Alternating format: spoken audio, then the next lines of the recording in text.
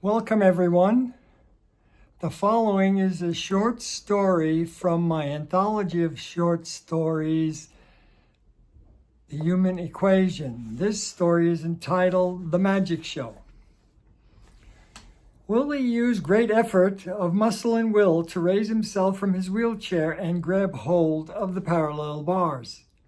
Good work, Willie, his therapist told him, so as to give him every encouragement to continue.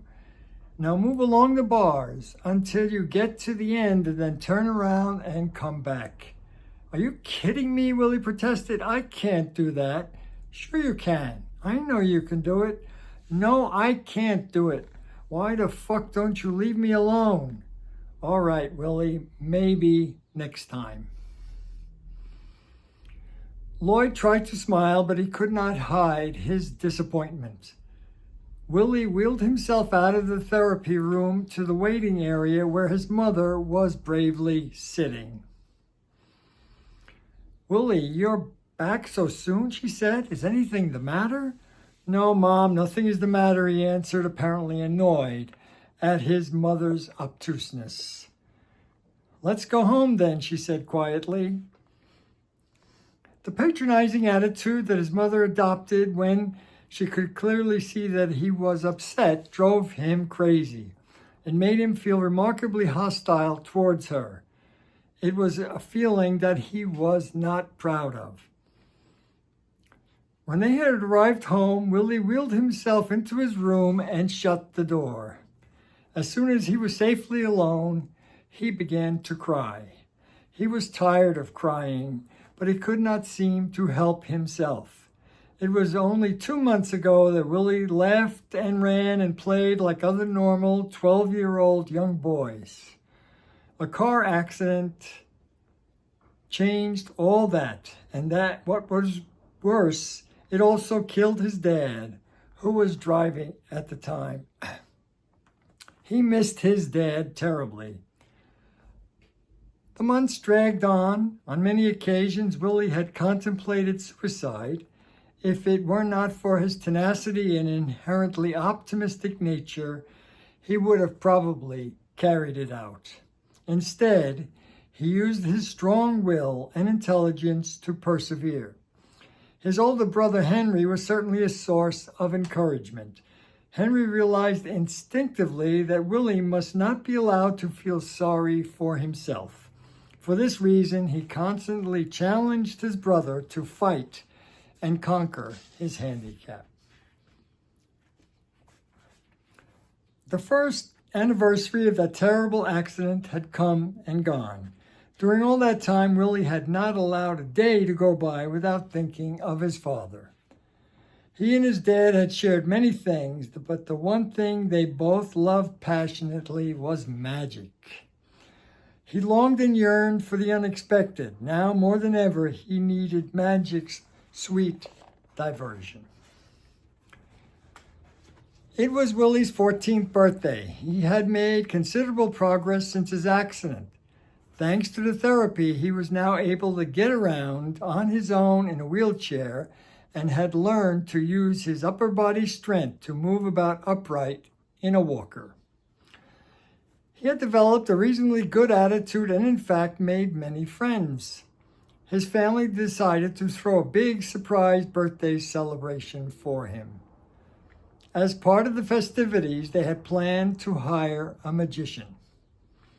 In their local newspaper, the County Herald, there was a notice running in the classified ads advertising, of all things, a magician.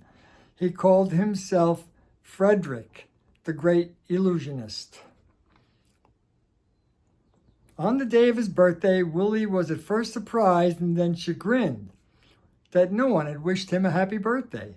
Everyone was nice to him, but they were all strangely reticent to his day. After dinner that evening, his mother asked, Willie, could you do me a favor and look up your Aunt Clara's phone number in the directory downstairs? I need to call her. Willie thought this to be a strange and unusual request, but he did as he was asked. As he was struggling to get down the stairs, he was inwardly proud of the progress he had made. When he finally reached the bottom and opened the door to the family room, he was amazed to see the huge crowd that was waiting for him. They all yelled, "Surprise! Happy birthday, Willie!"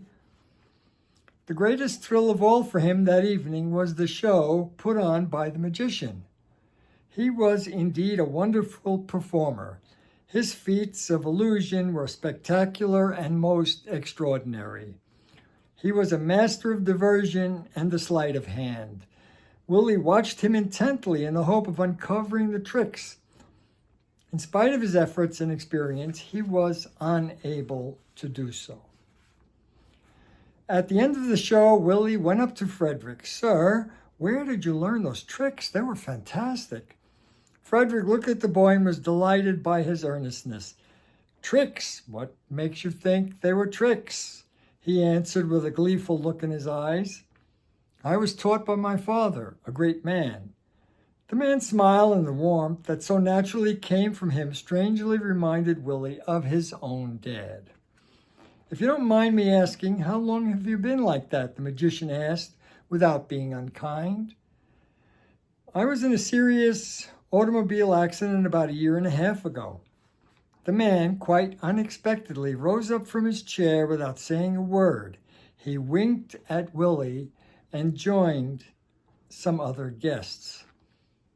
Willie found this behavior rather odd and was about to dismiss it when he noticed himself in the mirror.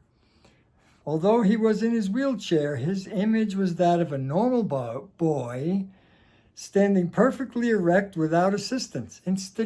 Instinctively, he called out, "Frederick, Frederick, come here." Frederick came over to the boy. Look, Willie said, pointing to the mirror. I know. What does it mean?" Frederick delicately touched Willie's shoulder. "It just shows the power of illusion. I suspect it may be a glimpse into your future." He winked at Willie once again and then seemed to vanish right before his eyes. The end. Thank you for listening. Until next time.